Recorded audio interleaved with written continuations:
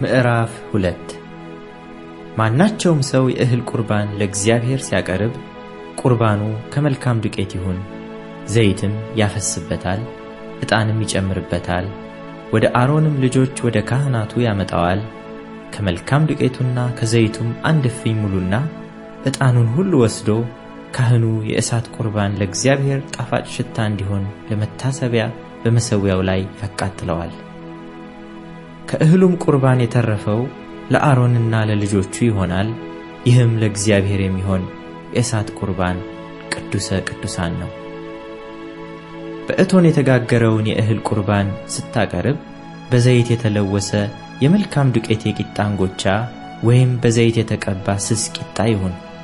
ቁርባንህም በምጣድ የተጋገረ የእህል ቁርባን ቢሆን በዘይት የተለወሰ የመልካም ዱቄት ቂጣ ይሁን።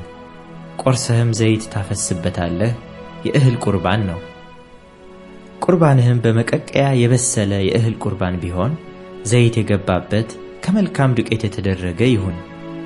ከዚህም የተደረገውን የእህል ቁርባን ወደ እግዚአብሔር ታመጣለህ፣ ለካህኑም ይሰጣል፣ እርሱም ወደ መሠዊያው ያቀርበዋል። ካህኑም ከእህሉ ቁርባን መታሰቢያውን አንስቶ የእሳት ቁርባን ለእግዚአብሔር ጣፋጭ ሽታ እንዲሆን በመሠዊያው ላይ ያቃጥለዋል።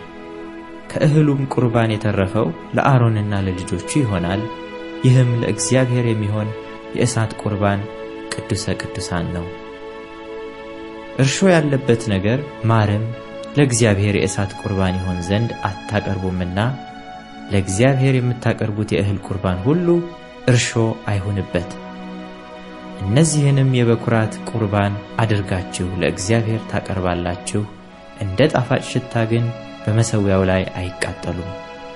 የምታቀርበውን የእህል ቁርባን ሁሉ በጨው ታጣፍጠዋለህ። የአምላክህንም ቃል ኪዳን ጨው ከእህል ቁርባንህ አታጎድልም። በቁርባንህ ሁሉ ላይ ጨው ታቀርባለህ። ከበኵራትም የእህል ቁርባን ለእግዚአብሔር ብታቀርብ ስለዚህ ቁርባን በእሳት የተጠበሰና የተፈተገ የእህል እሸት ታቀርባለህ። ዘይትም ታፈስበታለህ፣ ዕጣንም ትጨምርበታለህ፣ የእህል ቁርባን ነው።